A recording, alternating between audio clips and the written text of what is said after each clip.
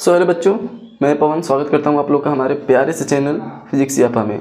तो जैसा कि आप लोगों को ज्ञात होगा, हमने कक्षा 12 की पिछली क्लास में पढ़ा था कि आवेश किसे कहते हैं और आवेशों का क्वांटीकरण क्या होता है। ठीक है, तो आज के हम अपने इस क्लास में पढ़ने वाले हैं कूलॉम्स लॉ, यानी कूलाम का नियम। ठीक है, तो चलिए आइए हम क्लास को शुरू करते हैं। आज का हमारा टॉपिक होने वाला है कूलाम का नियम।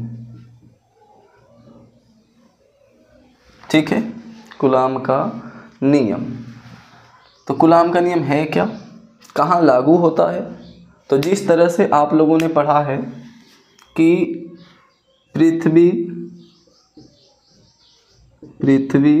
किसी दूसरी पिंड को यानी किसी दूसरे वस्तु को अपनी तरफ आकर्षित करता है। पृथ्वी का बड़ा सा द्रव्यमान होता है कैपिटल M। पृथ्वी एक बड़ी पिंड है, बड़ी वस्तु है, जिसका द्रव्यमान हम मान लेते हैं कैपिटल M। और हमारा जो एक छोटा सा कोई वस्तु है, जैसे मान लीजिए कोई हम गेंद ले लिए, पृथ्वी से ऊपर उठा दिए हैं कुछ ऊंचाई पर इस तरह से, तो इस ऊंचाई को हम मान लेते हैं कि ये है R। ठीक है, एक्चुअल में जो डिस्टेंस होता है R, ये इसके सेंटर से होता है। चलिए सेंटर तक बढ़ा लेते हैं पृथ्वी के, ये सेंटर है O। तो किसी वस्तु पर पृथ्वी जो बल लगाता है उस बल को हम क्या कह देते हैं? गुरुत्वीय बल या गुरुत्वाकर्षण बल भी आप कह सकते हैं। यहाँ पर ये बल क्या कहलाता है? गुरुत्वीय बल। या फिर ब्रह्मांड के अन्य दो वस्तुएं, ब्रह्मांड के अन्य दो पिंडों के बीच में जो बल लगता है उसे हम क्या कह देते हैं? गुरुत्वाकर्षण बल कह देते हैं। ठीक है, यानी कि जो गुरुत्वाकर्षण बल होता है वो लगता है दो द्रव्यमानों के बीच। दो द्रव्यमानों कहने का मतलब है दो ऐसे वस्तुओं के बीच लगता है जिसमें कुछ न कुछ मास यानी द्रव्यमान हो। यानी कि जो गुरुत्वाकर्षण बल है वो द्रव्यमान का एक गुण है। गुरुत्वाकर्षण बल किसका गुण है? द्रव्यमान का। ठीक है, द्रव्यमान का। इसी तरह आप लोगों ने अगर पढ़ा है तो आप लोग को ये भी पता होगा कि ये मान लीजिए नॉर्थ पोल है किसी चुंबक का, ये क्या है? साउथ पोल है किसी चुंबक का। यानी कोई चुंबक है जिसके दो टुकड़े हम ले लिए हैं, एक है नॉर्थ पोल, एक है साउथ पोल। तो इनको जब आप पास लाते हैं तो ये भी एक दूसरे को क्या करते हैं? अपनी तरफ खींचते हैं, यानी ये भी एक दूसरे पर एक बल अप्लाई करते हैं, एक बल लगाते हैं। ठीक, तो यहाँ पर जो बल होता है उसे हम क्या कहते हैं? इसे हम कहते हैं चुंबकीय बल। ठीक है, चुंबक के ध्रुवों के बीच जो बल लगता है या फिर किसी चुंबक और किसी दूसरे लौह पदार्थ के बीच में जो बल लगता है उसे हम क्या कह देते हैं? चुंबकीय बल। कुल मिलाकर अगर किसी वस्तु पर कोई चुंबक बल लगाता है तो उसे हम कह देते हैं कि ये चुंबकीय बल लग रहा है। ठीक, तो चुंबकीय बल किसका गुण है? चुंबकीय बल है गुण चुंबकीय ध्रुवों का। चुंबकीय बल जो है वो क्या है? चुंबकीय ध्रुवों का गुण होता है। ठीक, गुरुत्वाकर्षण बल या गुरुत्वीय बल द्रव्यमानों का गुण है, दो पिंडों के द्रव्यमानों का, और इसी तरह चुंबकीय बल चुंबकीय ध्रुवों का गुण होता है। ठीक, इसी तरह हम आ जाते हैं कूलाम के नियम पर। हम मान लेते हैं हमारे पास कोई दो आवेश है, बिंदु A बिंदु B। यहाँ पर जो आवेश है इसको मान लेते हैं QA और यहाँ पर जो आवेश है इसको मान लेते हैं QB। ठीक, और इनके बीच कुछ डिस्टेंस होती है जिसे हम मान लेते हैं कि चलिए इन आवेशों को एक दूसरे से R डिस्टेंस पर, R दूरी पर रखा गया है। तो फिर जिस तरह से यहाँ दो द्रव्यमानों के बीच में कुछ बल लगता है तो उसे हम गुरुत्वीय बल या गुरुत्वाकर्षण बल कह देते हैं। दो चुंबकीय ध्रुवों के बीच बल लगता है तो उसे हम चुंबकीय बल कह देते हैं। ठीक उसी तरह से जब दो आवेशों के बीच में बल लगता है तो उसको हम नाम दे देते हैं वैद्युत बल। ठीक है, या फिर उसी को हम कूलाम बल भी कहते हैं। ठीक है, दो आवेशों के बीच में जो बल लगता है उसे हम वैद्युत बल या फिर कूलाम बल कहते हैं। ठीक है, तो जो कूलाम है एक साइंटिस्ट हैं, इन्होंने यही बताया था कि किन्हीं दो आवेशों को जब हम R डिस्टेंस पर यानी कुछ दूरी पर रखते हैं तो उनके बीच में जो बल लगता है वो किन किन चीज़ों पर डिपेंड करता है, और उसके लिए एक इक्वेशन यानी फार्मूला बनाया इन्होंने। वो क्या है? तो सबसे पहले हम जानेंगे कूलाम के नियम का कथन क्या है, स्टेटमेंट क्या है, इन्होंने बताया क्या था। ठीक, तो इन्होंने बताया ये था। चलिए इसको हम थोड़ा सा मिटा लेते हैं, क्योंकि ये मैंने आप लोगों को बस समझने के लिए बताया था, ऐसे इसका भी हमको यूज करना नहीं है, ठीक है। तो कूलाम ने बताया क्या था, कूलाम ने कहा था, यानी अपने प्रेक्षणों से, अपने प्रयोगों से उन्होंने ये ज्ञात किया था कि दो आवेशों के बीच में जो बल लगता है, दो आवेशों के बीच में जो बल लगता है वो उन दोनों आवेशों के गुणनफल के क्या होता है, अनुक्रमानुपाती यानी प्रोपोर्शन में होता है, समानुपात में होता है, ठीक है। किन्हीं दो आवेशों के बीच में लगने वाला जो वैद्युत बल F है वो क्या होता है, उन दोनों आवेशों के गुणनफल के समानुपाती होता है। और साथ ही ये भी पता लगाया था इन्होंने कि जो बल लग रहा है, दोनों आवेशों के बीच जो बल लग रहा है, वैद्युत बल लग रहा है, वो एक और राशि पर डिपेंड करता है, वो होता है उनके बीच की दूरी का वर्ग। किस पर, उनके बीच की दूरी के वर्ग के व्युत्क्रम पर। ये क्या है, दोनों आवेशों के बीच की दूरी r, इसका वर्ग और इसका व्युत्क्रम। व्युत्क्रम का मतलब 1 बटा के कर देते हैं, यानी कि अंश से हर में, हर से अंश में बदल देते हैं, ठीक है। तो ये होगी हमारी दूसरी इक्वेशन यानी समीकरण, ठीक। तो इन्होंने बताया था कि किन्हीं दो आवेशों के बीच में लगने वाला बल उन दोनों आवेशों के गुणनफल के क्या होता है, समानुपाती, और साथ ही उनके बीच की दूरी के वर्ग के क्या होता है, व्युत्क्रमानुपाती होता है, ठीक है। और तीसरी चीज़ जिस पर कि ये बल डिपेंड करता है वो है इन दोनों आवेशों के बीच का माध्यम।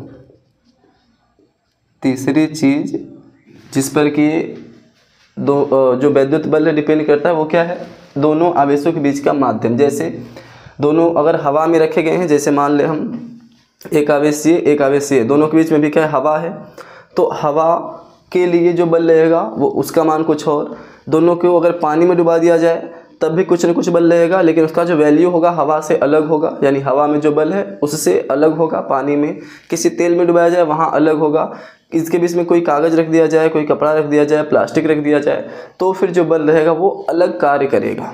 यानी कि दोनों आवेशों के बीच में किस तरह का माध्यम है, किस तरह का पदार्थ है, इस पर भी ये वैद्युत बल डिपेंड करता है। तो कुल मिलाकर जो कूलाम ने बताया था कि वैद्युत बल किन किन राशियों पर निर्भर करता है, तो वो 3 चीज़ें थी। पहला, दोनों आवेशों का गुणनफल के समानुपाती होता है।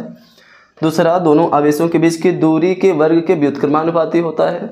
और फिर उन्होंने तीसरा बताया था कि उन दोनों आवेशों के बीच के माध्यम पर भी डिपेंड करता है, ठीक है। तो अब हम चाहें तो इनका कथन लिख सकते हैं कि इन्होंने क्या कहा था। इन्होंने कहा था कि किसी दो आवेशों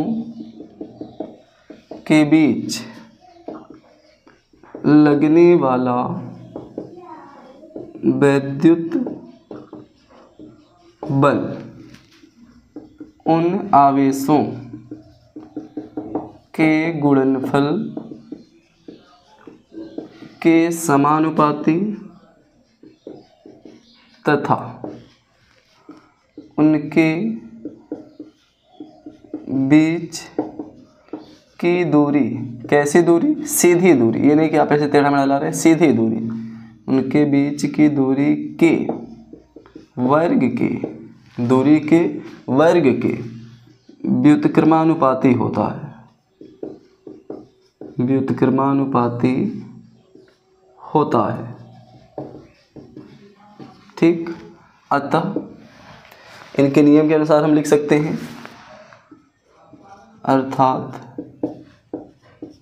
कूलाम के कथनानुसार, कूलाम के कथनानुसार हम क्या लिखेंगे, F आवेशों गुणनफल के समानुपात में और F बीच की दूरी के वर्ग के व्युत्क्रमानुपात में। फिर लिखेंगे दोनों समीकरणों को,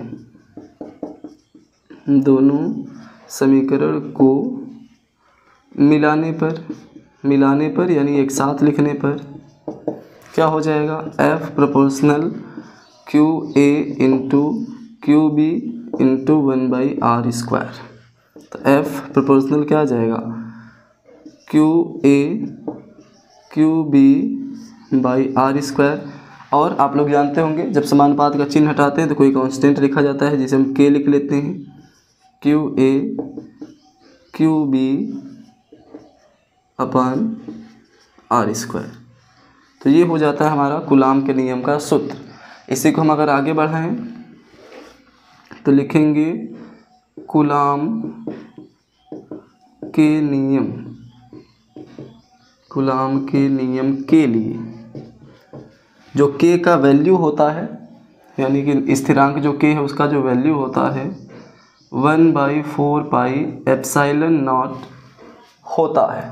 ठीक है, तो यहाँ पर k की जगह अगर हम रखें तो लिखेंगे अतः f इज इक्वल टू क्या आ जाएगा 1/4 pi epsilon not into QA into QB upon R square. ठीक, ये फार्मूला किसके लिए होता है? ये फार्मूला होता है जब दोनों आवेश निर्वात या वायु में रखे हों। ठीक है, यानी जब दोनों आवेश कहाँ रहें, यानी दोनों आवेशों के बीच में कैसा माध्यम रहे, या तो निर्वात वैक्यूम रहे या फिर हवा एयर रहे, तब ये फार्मूला हम यूज करते हैं। अदरवाइज ये फार्मूला बन जाता है F is equal to 1/4 pi epsilon not into K into QA into QB divided by R square. ये फार्मूला कब यूज करेंगे हम? किसी के परावैद्युतांक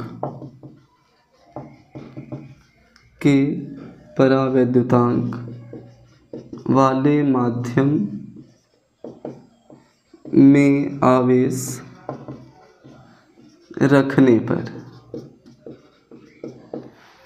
ठीक है, यानी कि जब हम दोनों आवेशों क्या रखें, ऐसे माध्यम में रखें जिसका परावैद्युतांक क्या हो, के, यानी के का कोई वैल्यू होगा, तो उसके लिए हम फार्मूला ये वाला यूज करेंगे। और नोट करके आप लिखना चाहे तो लिख सकते हैं कि निर्वात या वायु के लिए के का मान 1 होता है, या इकाई यानी कि k इज इक्वल टू 1 होता है। ठीक है, ये चीज़ आप याद रखें कि हवा या निर्वात के लिए k का वैल्यू क्या लिया जाएगा।